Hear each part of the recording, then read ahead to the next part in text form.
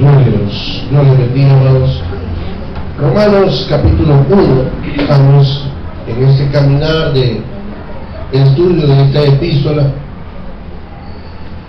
Vamos despacio, el texto nos obliga porque hay una gran riqueza en la palabra. Yo quiero que cada vez que venga lo aproveche al máximo, hermano. Porque, hermano, una de las cosas que nos puede inhabilitar o incapacitar es el no tener un conocimiento exacto de Dios.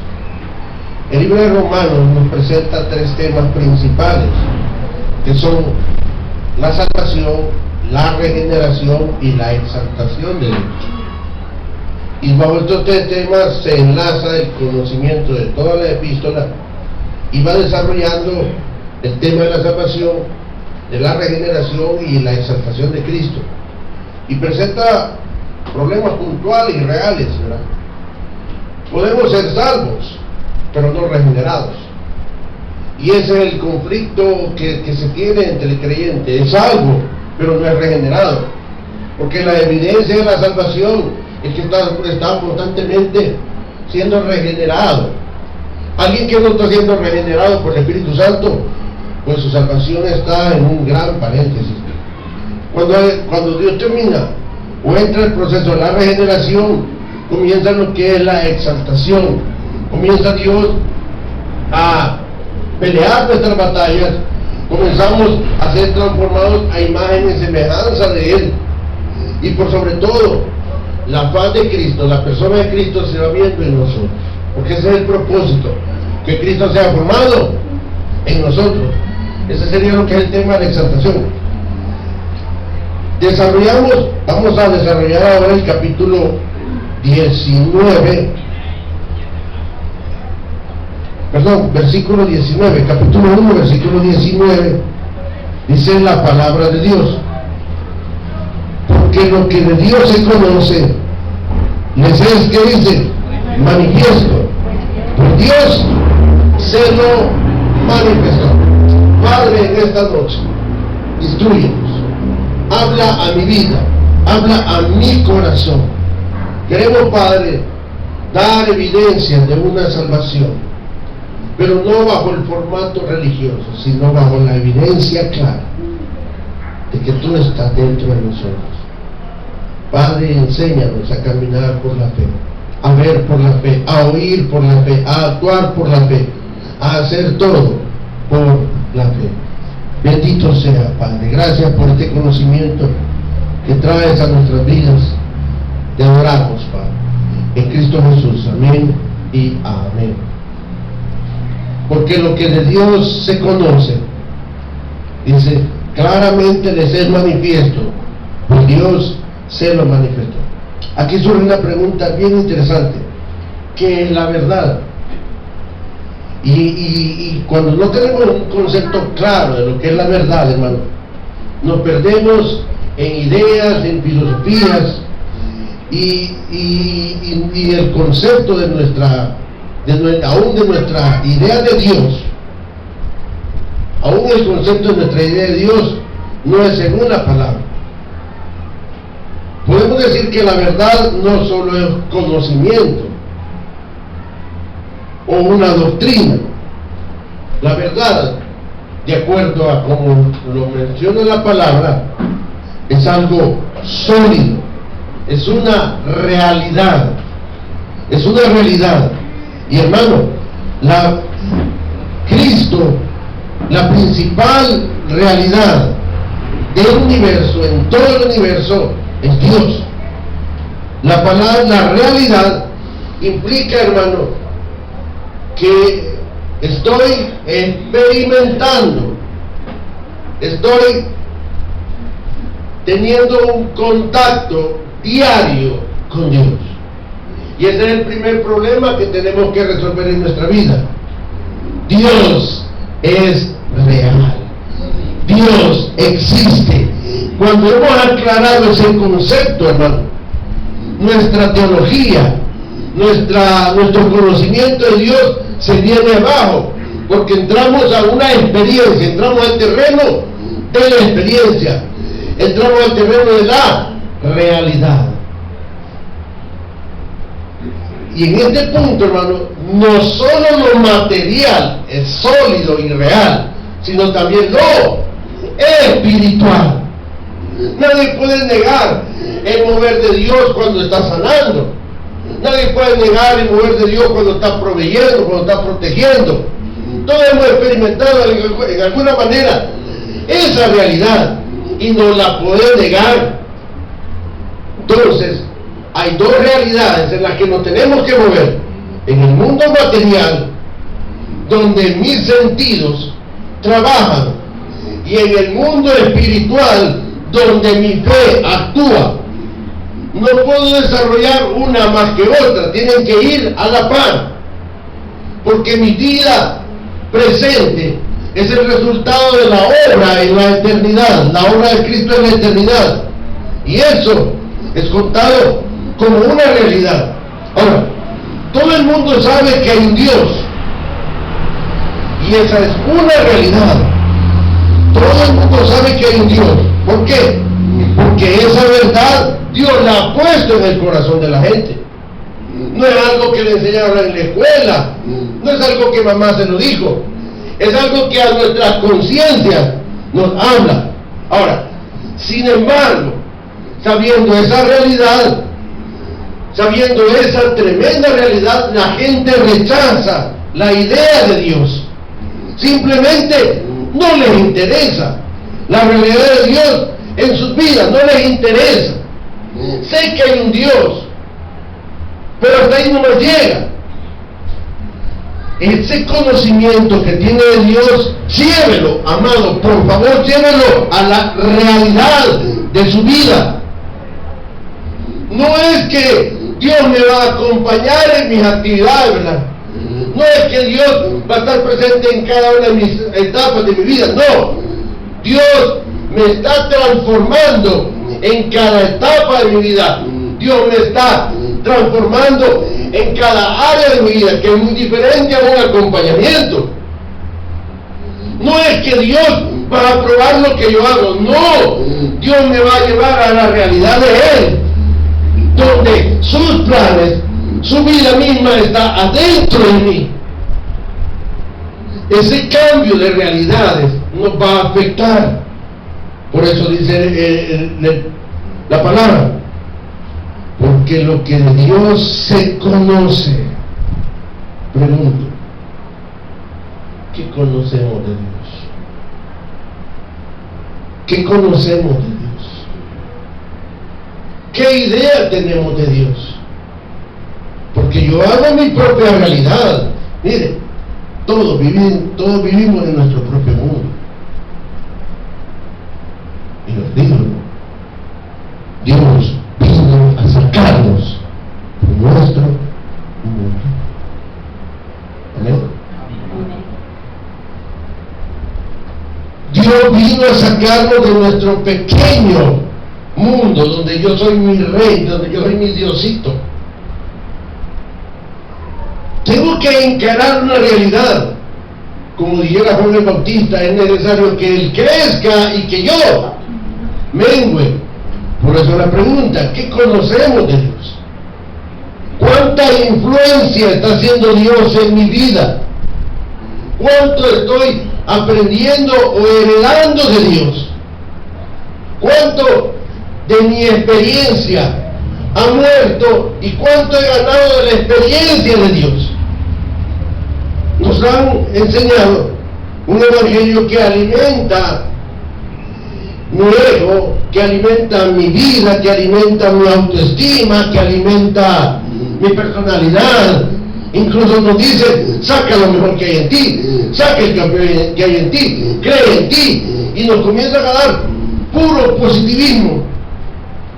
¿Y sabe usted que Dios no quiere animar un cadáver?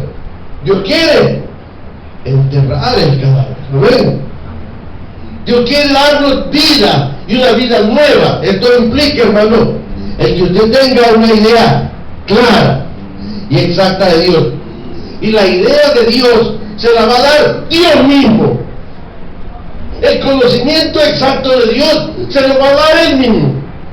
No me da la universidad, no me da la teología, no me da la iglesia, es el Espíritu Santo quien da testimonio de Él mismo. Por eso es importante, hermano, que cada uno de nosotros entremos a esa realidad. Mi salvación es importante, es determinante, pero mi regeneración es necesaria. ¿Qué implica la regeneración? Implica no menos de 12 acciones que el Espíritu Santo hace adentro de mí. No es que Dios va a cambiar cosas o a poner parches o a reparar, no. El Espíritu Santo en el proceso de la regeneración me está dando una nueva vida, una nueva identidad.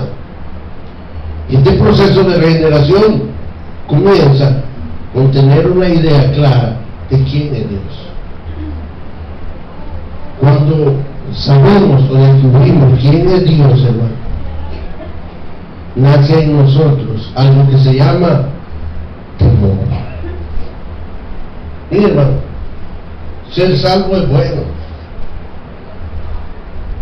pero si nos quedamos ahí es malo. Soy salvo y hago cosas, soy salvo y vivo como yo quiero. ¿Por qué? Porque me han dicho que yo soy salvo y que Dios no me puede quitar la salvación. Es que, hermano, Dios no quita la salvación, quien se la quita a uno es uno mismo. ¿Puedo perder la salvación? No, hermano, mire, ¿cómo puede perder algo que no tiene? Yo soy salvo, entonces la obra de Cristo comienza en mi vida. Y primero comienza con revelarse a mi vida como Dios. Por eso es importante que usted sepa, dar una idea clara de quién es Dios. El seguir en base a mi estilo de vida está frustrando la obra de Dios en mí. Por eso es importante que usted, hermano, pueda tener una idea clara y bien definida, hermano, de lo que sería, hermano, Dios en su vida. Y le digo algo, Dios nos está hablando todo el tiempo. Miren lo que dice el versículo 20. Dios lo ha manifestado. Ahora, ¿cómo Dios manifestó su naturaleza, su carácter y su realidad? Porque las cosas, ¿qué dice? Invisibles de Él, su eterno poder y deidad, se hacen, ¿qué dice? Claramente visibles desde la creación del mundo, siendo entendido por medio de las cosas hechas, de modo que no hay excusas. El hombre no tiene excusa. Delante de Dios no hay excusas. Dios sigue hablando y está hablando todos los días. Y es más, hermano, aunque se cerraran todas las iglesias, aunque se destruyeran todas las Biblias y se derribaran todos los símbolos cristianos, Dios sigue hablando fuerte y claramente. Dios se revela a través de la creación, se revela a través de nuestra conciencia, porque dice las cosas invisibles de Él. ¿Cuáles son las cosas invisibles de Él? Su eterno poder y deidad. Dice, se hacen claramente visibles desde la creación, siendo, que dice, entendidas por medio de las cosas hechas. Aunque la gente nunca haya visitado un templo, aunque nunca haya leído la Biblia, no puede decir, no conozco a Dios. ¿Por qué? Porque es una realidad tan grande que no la podemos limitar a estos dos medios. Dios se revela y es, como decía Spurgeon, el ineludible Dios. De Él no nos podemos esconder, no nos podemos evitar. Y aunque nos sumerjamos en una vida de paganismo, aunque cerremos las puertas a todo buen consejo y vivamos como vivamos, aún ahí hay una palabra que nos dice: Dios es real, Dios existe. ¿Qué hace que un ateo doble rodillas, negando toda su filosofía, porque tuvo un encuentro con Dios? O una madre que no es cristiana, al ver su hija en el hospital, se va al baño y dobla las rodillas orando a Dios. No creo en Dios, pero porque está doblando rodillas. Nadie puede decir no creo en Dios. Otra cosa es, no quiero que Dios se meta en mi cosa. Ese no es el asunto. El hombre, hermano, no puede cerrarle la puerta a Dios, porque en su corazón hay una voz que nos dice: Dios es real, Dios es real. Y no lo habla en el alma, lo hace en el espíritu. Verso 21. Pues habiendo conocido a Dios, wow, eso es algo tremendo. Pues habiendo conocido a Dios, la salvación. Aquí entra la salvación. Habiendo conocido a Dios. ¡Qué bueno! Ya conocimos a Dios. ¿Qué dice?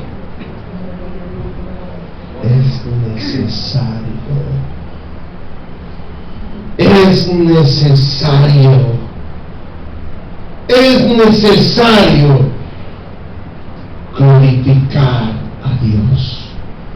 Conocieron a Dios, pero ¿qué pasa? No le dieron gracias. Entonces, bueno, o lo conocí o no lo conocí. ¿Qué dice usted? Habiendo conocido a Dios, ¿qué pasa? No le dieron el lugar que merece, ni le dijeron gracias por los frijolitos, gracias porque me has dado la vida. No le dieron gracias. Miren, hermano, con nuestras acciones votamos lo que decimos. Con nuestras acciones negamos al Dios que con nuestra boca declaramos. No hay una incoherencia, no hay una relación.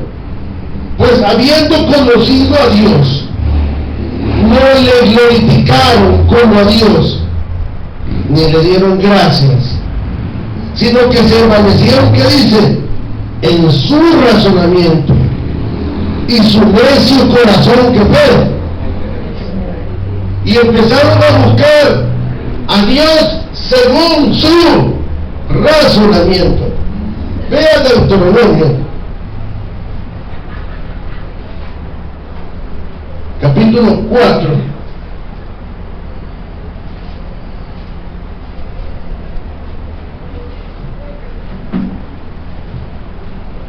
Ok, Dios existe. Y mi hermano, la existencia de Dios se revela aún en las formas más grotescas de la religión. La religión expresa de que hay un Dios, pero hay una cosa: la religión habla muy mal de Dios. Israel, el pueblo santo de Dios, tiene una advertencia. Miren lo que dice Deuteronomio, capítulo 4, versículo 15 al 19, hermano Río. Guardad pues mucho vuestras almas, pues ninguna figura visteis el día que Jehová habló con vosotros de en medio del fuego, para que no os corrompáis y hagáis para vosotros escultura, imagen de figura alguna, efigie de varón o hembra, figura de animal alguna que está en la tierra, figura de ave alguna alada que vuelve por el aire, figura de ningún animal que se arrastre sobre la tierra, figura de pez alguno que haya en el agua debajo de la tierra. No sea que alces tus ojos al cielo y viendo el sol y la luna y las estrellas y todo el ejército del cielo sean impulsados y te inclines a ellos y les sirvas, porque Jehová tu Dios los ha concedido a todos los pueblos debajo de todos los cielos. Aleluya. Estas formas aberrantes de conocer a Dios, Él se las advierte. O sea, nada hay que se pueda asemejar a Dios. Ni aves, ni hombres, ni la creación. Por eso dice en el versículo 19, no sea que alces tus ojos al cielo. Y dice, y viendo, ¿qué dice? El sol y la luna y las estrellas y todo el ejército del cielo, seas impulsado y te inclines a ellos y les. ¿Es o no una realidad esto? Nuestros ancestros, ¿a quienes adoraban? Nuestros ancestros adoraban a todo lo que les ponían delante. Adoraban a la tierra, la Pachamama, le dicen en náhuatl, es la Pachamama. Adoraban al sol, adoraban a la luna, y mire, y eran tan entregados que cuando se levantaban el día comenzaban a bendecir todo, menos a Dios. Bendecían la naturaleza, bendecían el sol, bendecían los ríos, bendecían los campos, pero no bendecían a Dios.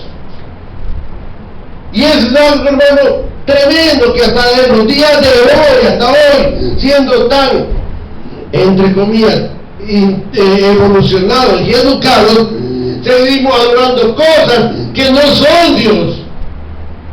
Es que una representación de Dios no hay. Él dice, guarda pues mucho, verso 15, guarda pues mucho vuestras almas. Hace una expresa orden, que guarde vuestras almas, pues ninguna figura dice el día que Jehová habló con vosotros en medio del fuego. No vimos ninguna figura. Pero la Iglesia Católica me presenta el manto de Turín, que supuestamente es el rostro de Dios, de Cristo. Hermano, si Cristo hubiera querido que tuviéramos un rostro de Él, ¿cree que no se hubiera dejado? Ningún evangelio, ninguna parte de la Biblia da características físicas de Cristo. Que la tradición agarra a un judío normal y le presenta, porque mire, usted ve la película de Jesús y cree que el artista de esa película es Jesús, porque habla bien bonito, está joven y está guapo y hace cosas. Él es Cristo. No, es una figura. Ahora, la figura más perfecta de Cristo se halla revelada en la persona del Espíritu Santo, y nos va a revelar sus atributos más que sus rasgos, nos va a revelar su esencia más que sus características, nos va a revelar lo que Él quiere que usted y yo entendamos y vivamos conforme a ello. Israel, hermano, ¿usted cree que hizo caso Israel a eso? No.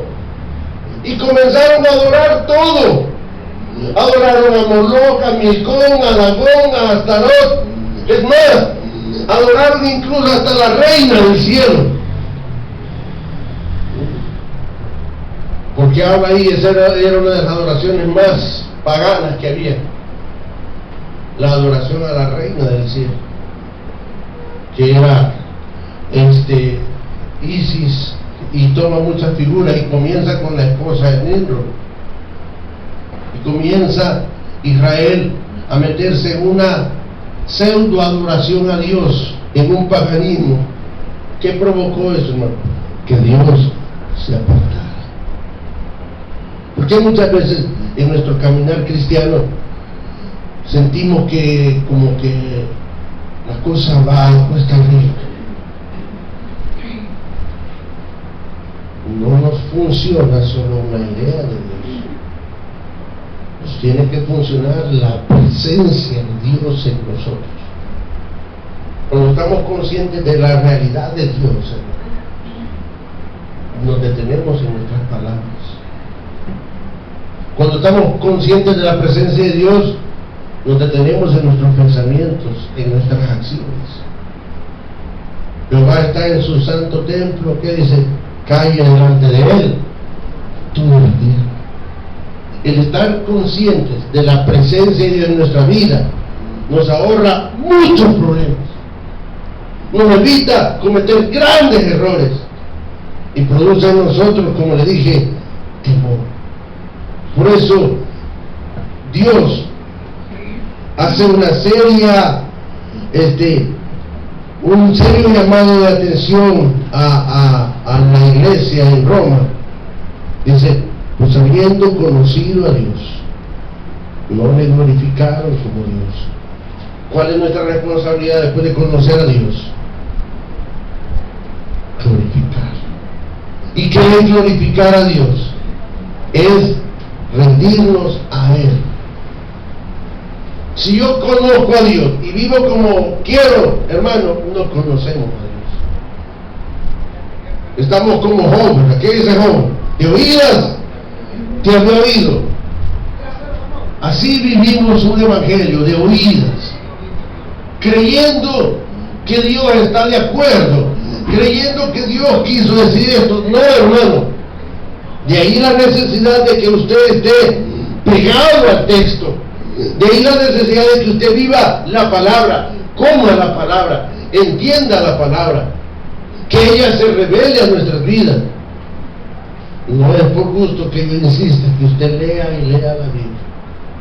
Es necesario para poder no solo conocerlo, sino glorificarlo como a Dios y darle también gracias. Ahora, pero un gracias que sale de aquí, no de aquí. Y usted bien siente cuál es la diferencia. Un gracias. No es que estamos acostumbrados a decir todos los días, gracias, gracias, no. Como que si literalmente estuviéramos viendo al Señor. Pero mientras yo viva en mi pequeño mundo, Dios va a estar muy lejos. Y eso, hermano, no se lo recomiendo. Tenemos que salir de nuestro pequeño mundo. ¿Sabe por qué? Porque nuestro mundo no es real. ¿Usted cree que la vida de un joven es real? ¿Usted cree que la vida de un soltero es real? No, hermano, y cuando se casan, uy, ¿qué va a hacer? ¿Y qué está estudiando? No, pues si tercer grado, híjole. ¿Y qué le va a tocar? Se está preparando para la realidad de su vida. ¿Y cuál es mi realidad? Cuando parto de esta vida. Porque este es como un sueño, dice. Este simplemente es como sombras. Dios nos está dando, indicando un camino a una vida real, pero me he detenido en el camino creyendo que esta es la vida. No, hermano, este es el comienzo de algo más glorioso. Por eso Pablo insiste en glorificar y darle gracias, porque ¿cuál es el peligro? Ojo, ¿cuál es el peligro de no tener una vida de devoción a Dios? Una vida que reconozca a Dios en nuestras vidas. Caemos en la segunda parte del versículo. Caemos en el envanecimiento de nuestros razonamientos, y nuestro necio corazón se entenebrece.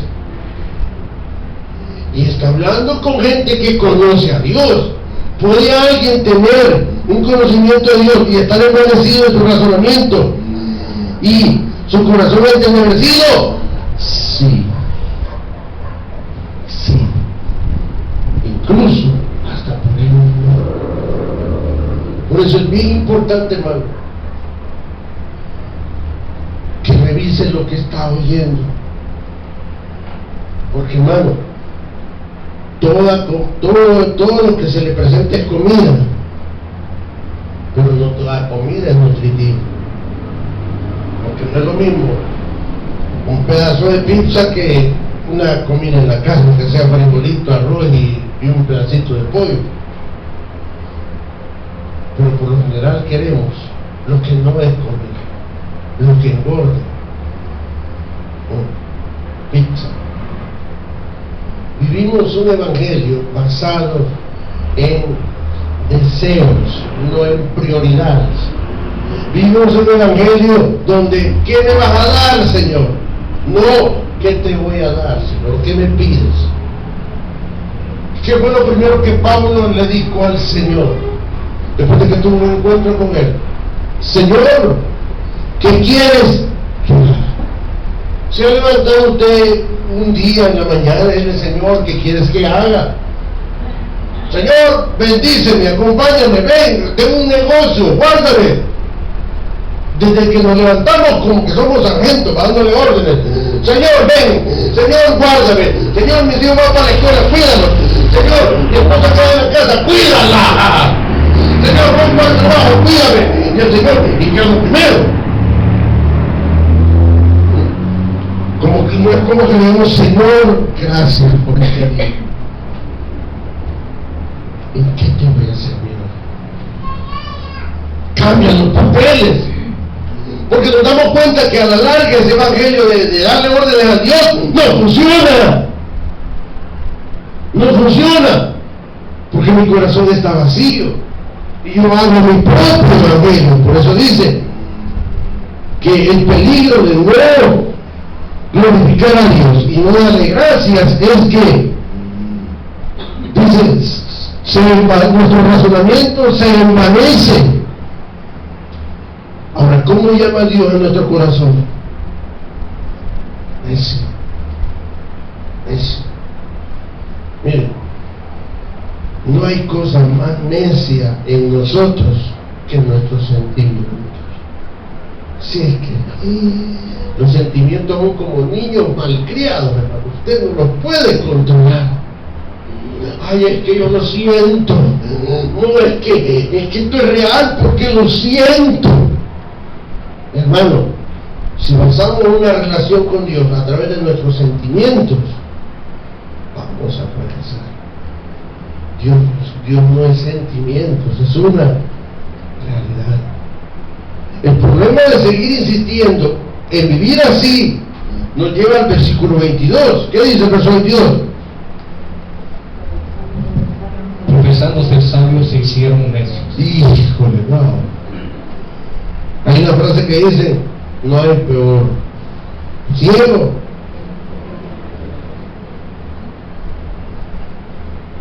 ¿cuántos somos ciegos? Así, sinceramente. No, yo soy bueno. No. Todos están en pecado, menos yo. Profesando ser sabios se hicieron. Es más, aún lo que usted conoce de Dios, pregúntele a Dios si es real. Mira, Señor, he oído esto. Mira, Señor, me han dicho esto. Mira, vi en la televisión esto. Wow. Profesando ser sabios, se hicieron necios. La necedad. ¿Sabe qué es la necedad? Y esto es grave. Es un corazón cauterizado. No oye consejos, no pide consejos. Dios le está hablando por señales, no hace caso y sigue adelante creyendo en su suerte, creyendo que alguna vez Dios se va a compadecer de él y le va a ayudar. Hacemos nuestro tamal y decimos, Señor, aquí está tu tamal, bendícelo, porque yo te amo, yo te sirvo, yo te quiero. No le damos un besito al Señor, profesando ser sabios.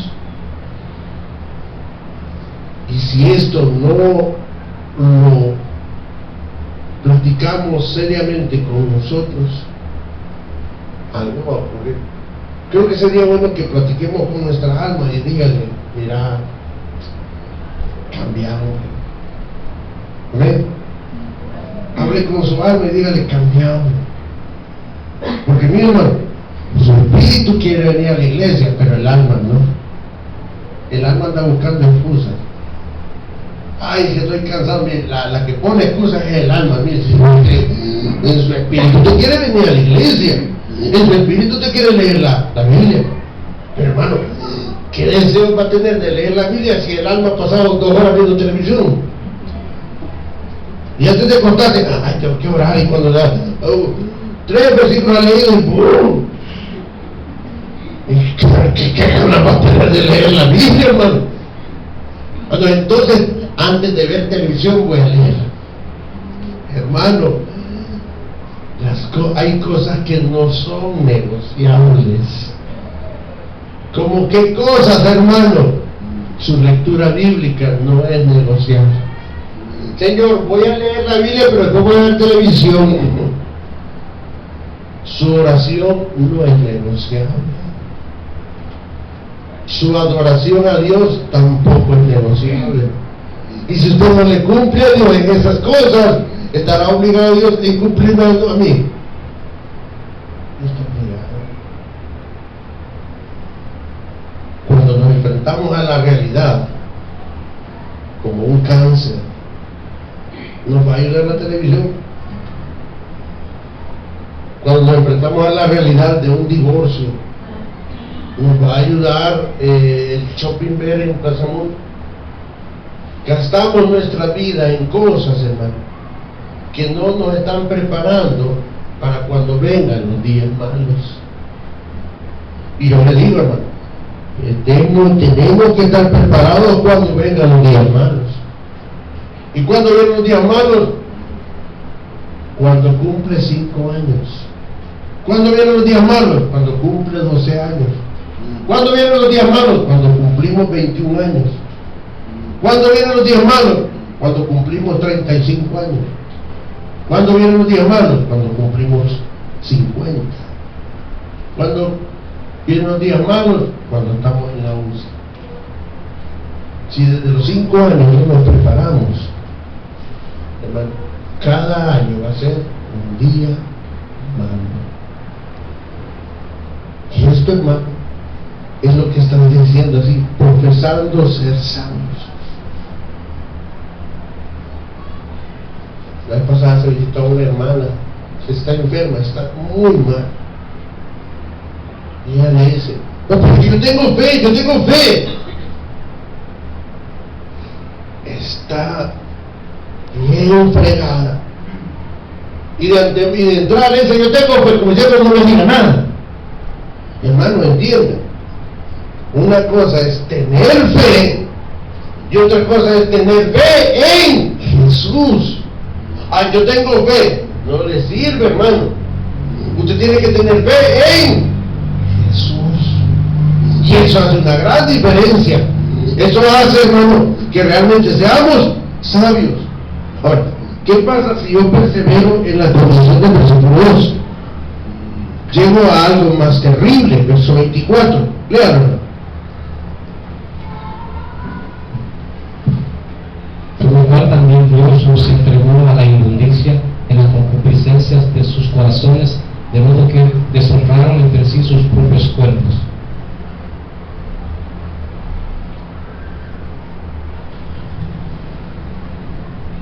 Qué tremendo. Verso 23. Y cambiaron la gloria del Dios incorruptible en semejanza de la imagen de hombre incorruptible, de aves, de cuadrúpedos y de reptiles. ¿Sabían ustedes que hay una, y esto lo pueden ver en la internet, hay una nueva pila loca que les ha metido de que existen los reptilianos? Busquen en la internet y que están entre nosotros y que son extraterrestres y que están de la época de los dinosaurios y que están en secreto y que están metidos con los masones, una serie de confabulaciones. Y usted va a ver, y ellos se basan, mire, todas las culturas adoraron al cocodrilo, todas las culturas adoraron a la serpiente, hermano, es el enemigo encarnado. Hoy hay otra filosofía de lo que se llama el culto a los ovnis, que dicen que Satanás es extraterrestre y que él está en no sé qué parte del planeta preparando ya su venida aquí a la tierra. Imagínate, tremendo, ¿no? Es que yo le digo, fuera de la Biblia usted va a encontrar cada locura, hermano, cada locura. Dice, y cambiaron la gloria de Dios. Aparte de que profesamos ser sabios, nos hacemos necios. ¿En qué nos demuestra que somos necios? Cambiamos la gloria de Dios.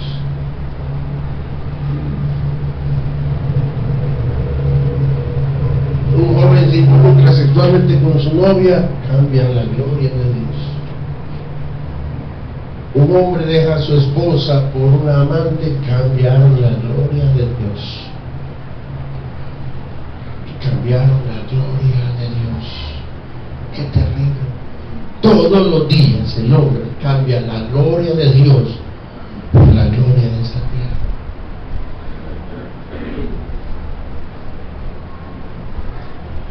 Los hombres de Dios cambiaron la gloria de Dios por el aplauso de los hombres.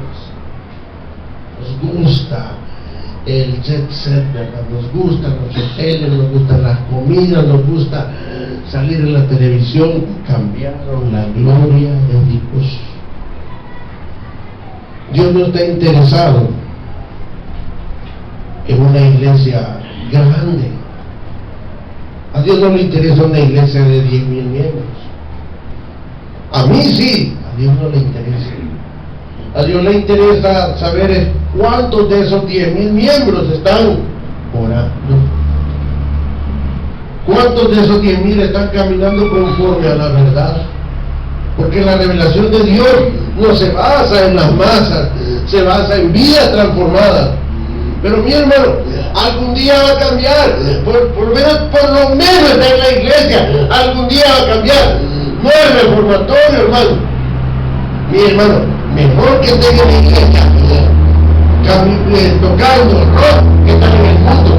Esa es nuestra concepción errada de Dios, que pensamos que es mejor que esté en la iglesia. No, hermano, si está en la iglesia y no está siendo ministrado por el Espíritu Santo, ¿qué hacemos? O sea, si va a estar aquí, aprovechenlo, gócese, camine en el Señor, porque estamos expuestos a todos estos peligros. Cambiar la gloria de Dios, cambiar la gloria de Dios, dice verso 24, por lo cual también Dios, ¿qué dice? Lo entregó a la inmundicia en las concupiscencias de sus corazones, de modo que deshonraron entre sí, ¿qué dice?